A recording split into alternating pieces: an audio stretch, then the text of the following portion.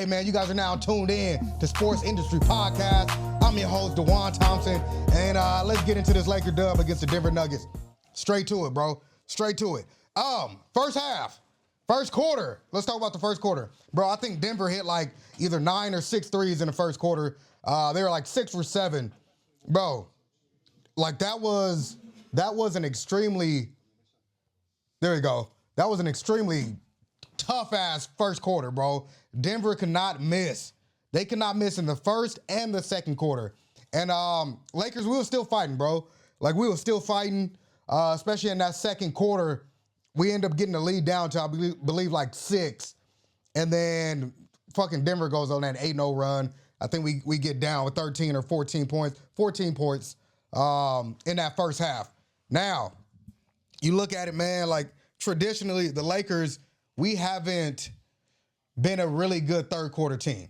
Plain and simple, bro. Like, we haven't been a good third quarter team. We came out in the third quarter with a sense of urgency on both sides of the ball, especially that defensive side of the ball. You look at it, right? I want to say Jamal Murray had about 26 points in that first half. He finished with 28. He finished with 28 points. Let me make sure I'm right before I'm screaming like Stephen A. Smith. But I want to say he finished with fucking 28 points in that game. Let's see, man. Let's see.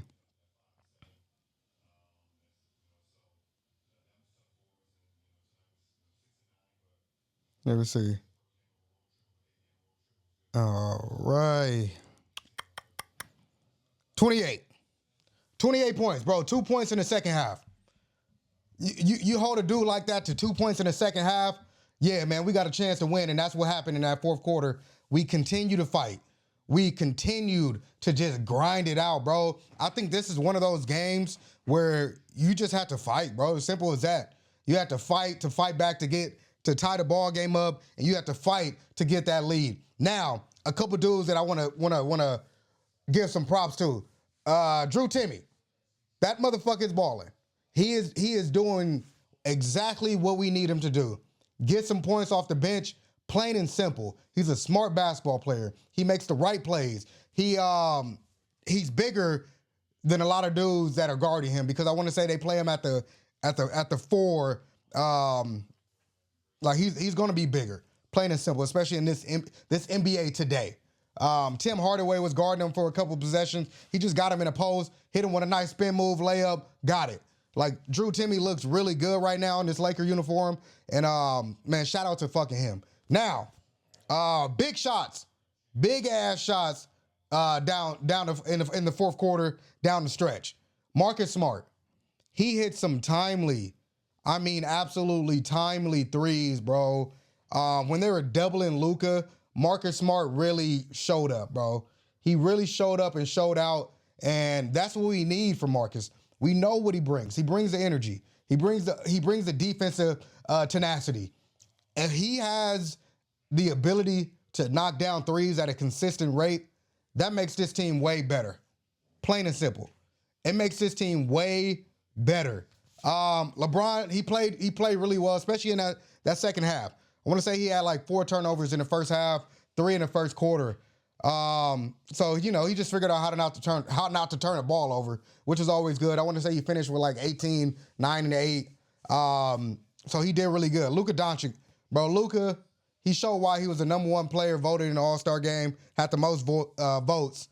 I want to say he finished with 38 points in the game, bro. Like, Luka started off hot in that first quarter. You can tell that he was really bothered, especially in the third, by his growing injury. So I'm very interested to see what we do on Thursday. Do we play Luka? Is he going to nurse that groin?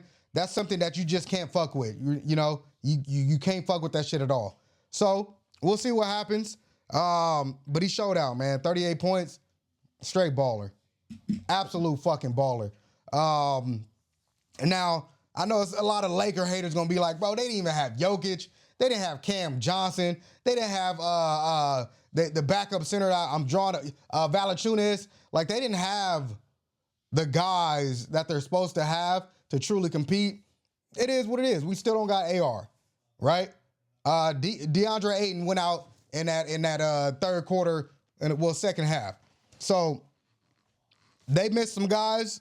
They did miss like key starters and a key backup big, right? Like you missing the MVP and you're missing your starting wing. Like you know, hey, it is what it is. It's the NBA, and they definitely showed that they can play without Jokic. They were like 7-4 before today. Now they're 7-5.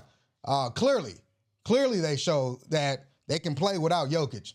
Now, Jokic definitely makes them way better, but it is what it is, man. Simple as that. Like AR is out. He's been out for a minute, and Lakers have found a way to win games, but you know, we haven't played really well. I want to say these 15 games, bro. I think we have a negative record, a below 500 record. But this is a big stretch for us, man. A big ass stretch. We are on a 8-game road trip. This is number 1 out of 8. 1-0. 1-0. So let's just see, bro. Let's see how we do. I want to look at our next opponent and see who we play next, and kind of talk about that a little bit, and then go further. There we go.